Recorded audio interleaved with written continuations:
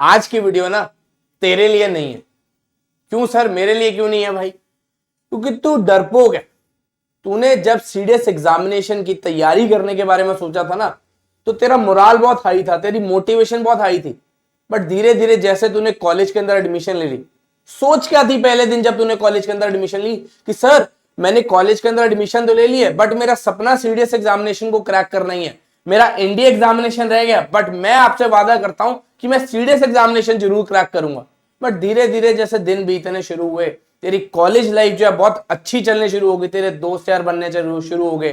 तू अपना जो सपना था, तेरा जो एम था, वो ऑलिव ग्रीन यूनिफॉर्म को पाना, उसको भुलाता चला गया। यार दोस्ती ज्यादा तेरे को प्यारी हो गई है, घूमना फिरना तेरे को ज्यादा प्यारा हो गया। सो आज की वीडियो तेरे लिए नहीं है। अगर तेरे में थोड़ी सी भी शर्म बाकी है और थोड़ी सी आग बाकी है ना अपने सपने को पूरा करने की, तो मेरी बात सुन लियो ध्यान से, कान खोल के। आज की वीडियो के अंदर एक बार फिर से एक मौका देने लगा हूं, एक हल्की सी स्ट्रैटेजी बताने लगा हूं, जिसके थ्रू एक फिर से अपनी तैयारी स्टार्ट कर सकता है। ठीक है जी।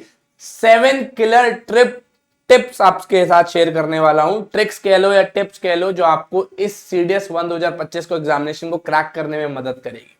सबसे पहली बात आपने क्या करना है भाई, पिछले 5 साल के 5 इयर्स के है जो आपने पेपर उठाने हैं, और पेपर को कुछ नहीं करना, सिर्फ एनालाइज करना है कि भाई कौन से सेक्शन से कौन सा पार्ट ज्यादा पूछा जा रहा है, मैथ्स के अंदर कौन से क्वेश्चन ज्यादा पूछे जा रहे हैं, इंग्लिश के अंदर कौन से क्वेश्चन ज्यादा पूछे जा रहे हैं, साइंस के अंदर कौन से क्वेश्चन ज्यादा पूछा जा रहा है, करंट अफेयर ज्यादा कहां से पूछा जा रहा है। तो इस चीज को आपने सिर्फ एनालाइज करना है। पेपर को पढ़ने से पहले पेपर के बारे में पढ़ना बहुत ज्यादा इंपॉर्टेंट होता है। ठीक है जी। नेक्स्ट आता है प्रीवियस ईयर क्वेश्चंस और मॉक टेस्ट। देखो, अब धीरे धीरे जब आप अपनी तैयारी अच्छी करनी शुरू कर दोगे, तो आपको क्या करना है, प्रीवियस ईयर क्वेश्चंस लगाने हैं कि भाई मैं तैयारी जो कर रहा हूं वो उस लेवल की भी हो रही है। यूपीएससी क्या है ना, हलवा नहीं है। यूपीएससी एक लेवल, एक स्टैंडर्ड सेट कर चुका है। जैसे आपका जेईई मेंस का एग्जामिनेशन होता है ना, कि एक लेवल है, सेट ऑफ क्वेश्चंस, कि भाई आईआईटी लेवल के जो क्वेश्चंस पूछे जाते हैं वो बेसिकली स्टैंडर्डाइज क्वेश्चंस होते हैं, जो 12th के बोर्ड्स के अंदर नहीं होते। जैसे आईआईटी वाले 12th बोर्ड्स को कुछ नहीं समझते ना, वैसे ही तुम यूपीएससी एस्पिरेंट हो भाई। तुम्हारे लिए एक बेसिक लेवल के क्वेश्चन जो किसी भी सरकारी एग्जामिनेशन के अंदर पूछे जा रहे हैं वो नहीं पूछे जाएंगे। तुम्हारा एक लेवल है, स्टैंडर्ड ऑफ क्वेश्चंस आपसे पूछे जाएंगे भाई। एक फौजी का लेवल होता है, वो लेवल को आपको सेट करना है, वो मार्जिन सेटअप कर रखा है आपके लिए, वो बार सेट कर रखा है, उससे नीचे आपसे क्वेश्चन नहीं पूछे जाएंगे। तो आपको क्या करना है, आपने यूपीएससी के जो क्वेश्चंस पूछे गए हैं सीडीएस एग्जामिनेशन के अंदर, वो बेसिकली देखने हैं कि आप जो क्वेश्चंस कर रहे हो, प्रैक्टिस कर रहे हो, वो सेम लेवल ऑफ क्वेश्चंस हो रहे हैं।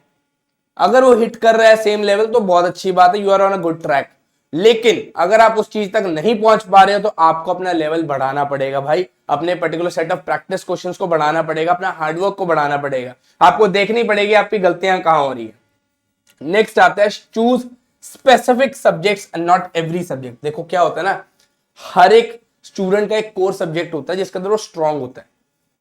क्योंकि यूपीएससी के अंदर बहुत सारे सब्जेक्ट होते हैं, इंग्लिश हो गया, मैथ्स हो गया, साइंस हो गया, साइंस के अंदर भी physics, chemistry, bio, history, polity, geography, current affairs, economics, ये सारे सब्जेक्ट्स है। हर एक सब्जेक्ट को तो पूरा पूरा सिलेबस नहीं कवर कर सकते, तो आपने स्ट्रॉन्ग सब्जेक्ट्स चेक करने हैं आपके कौन से है और उनकी वेटेज यूपीएससी एग्जामिनेशन के अंदर कितनी है, उसके अकॉर्डिंगली मैक्सिमम सब्जेक्ट्स कवर करने की कोशिश करो। बट जरूरी नहीं है कि हर एक सब्जेक्ट को आपने कवर करना है। जिसकी वेटेज ज्यादा है उनको पहले पढ़ो, ज्यादा पढ़ो और उसके अंदर जो है स्कोर ज्यादा करो। ठीक है जी। नेक्स्ट आता है follow religiously a particular source. देखो क्या होता है ना, बहुत सारे बच्चे क्या करते हैं कि भाई बहुत सारी नाव के अंदर पैर पसार देते हैं। कहावत होती है ना, 2 नाव में पैर पसारोगे तो मुंह के बल गिरोगे। तो बेसिकली वही होता है, बच्चे क्या करते हैं, इस वेबसाइट से पढ़ लिया जी, उस वेबसाइट से पढ़ लिया जी, यहां से नोट्स ले लिए जी, वहां से नोट्स ले लीजिए, इस ऐप से पढ़ लिया जी, इस वेबसाइट से पढ़ लिया जी, इसने बच्चे ने कहा था, सर मेरे सीनियर ने कहा था, मेरे जूनियर ने कहा था। अरे भाई, अगर आपने एक पर्टिकुलर सोर्स को पकड़ा है तो उसको पकड़ के चलते रहो। अगर आपको लगता है कि भाई ये पर्टिकुलर टीचर मेरे लिए बढ़िया है, ये पर्टिकुलर गाइडेंस मुझे अच्छी दे रहा है, ये पर्टिकुलर नोट्स मेरे अच्छे बना रहा है, तो आपको क्या करना है, उसको ब्लाइंडली फॉलो करना है। अपनी प्रैक्टिस भी साथ साथ करते रहनी है और उसके ऊपर ट्रस्ट करना सामने वाले टीचर के ऊपर। या तो करो मत, बदल लो टीचर भाई, लेकिन अगर आपने उसको ट्रस्ट करा है तो उसका हाथ पकड़ के चलते रहो। आप पहले पैरामीटर्स उसको चेक करो कि क्या मेरे लिए सही है टीचर, क्या मेरे को नोट सही बना रहा है, क्या मेरे को बुक सही रिकमेंडेशन दे रहा है, क्या मेरे को अच्छी नॉलेज प्रोवाइड कर रहा है। ये सारे पैरामीटर्स अगर चेक हो रहे हैं, उसके बाद जो है बेसिकली आप उसको ट्रस्ट करो एंड उसकी कही भी बातों के ऊपर फॉलो करो एंड खुद भी अपनी प्रैक्टिस साथ साथ चलते रहेगी, तब आपको एग्जामिनेशन को क्रैक करने से कोई नहीं रोक सकता। ठीक है जी। नेक्स्ट आता है स्पीड। इस एग्जामिनेशन के अंदर ना स्पीड एक बहुत इंपॉर्टेंट फैक्टर होता है। क्यों? क्योंकि मैथ्स के क्वेश्चन अगर आपने सॉल्व करने हैं तो बेसिकली स्पीड होती है आपको जो करनी है, क्योंकि बहुत टाइम पीरियड से आप लोग जब कॉलेज के अंदर एंटर करते हो ना, आप बेसिकली प्रैक्टिस करनी छोड़ देते हो। आपको थोड़ी सी ऐश करने की आदत हो जाती है, आपको दोस्तों के साथ घूमने की आदत हो जाती है, आपको बेसिकली टाइम पास करने की आदत हो जाती है।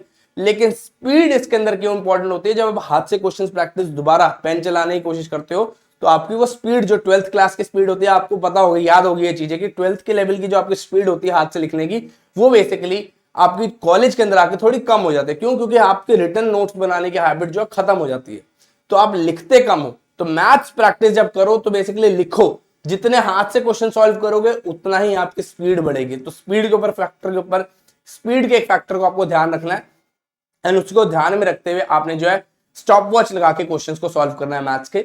इससे आपको जो है पेपर के अंदर एक, आप कह सकते हो पेपर लाइक सिनेरियो आपके दिमाग में बन जाएगा एंड जब आप फाइनली यूपीएससी का पेपर देने बैठोगे आपको स्पीड बहुत हेल्प करेगी इस एग्जामिनेशन को क्रैक करने में, स्पेशली मैथ्स के सेक्शन को।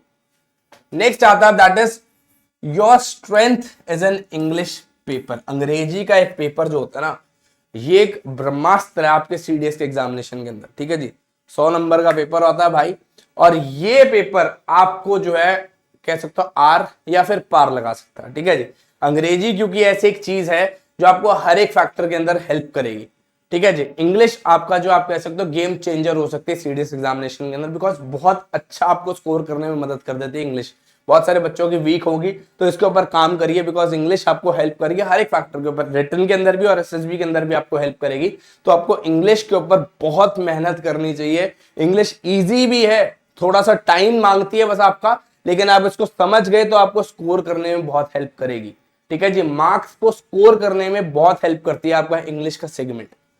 नेक्स्ट आता है मैथ्स का सेगमेंट। देखो मैथ्स आईएमए वाले स्पेसिफिकली अगर मैं बात करूं, एएफए वाले और आईएनए वाले, इनके लिए ये चीज देखो, if you are a boy, लड़के हो अगर आप और मेन में कन्वर्ट होना चाह रहे हो, तो बेसिकली ये चीजें आपके लिए है, that is IMA, AFA and INA.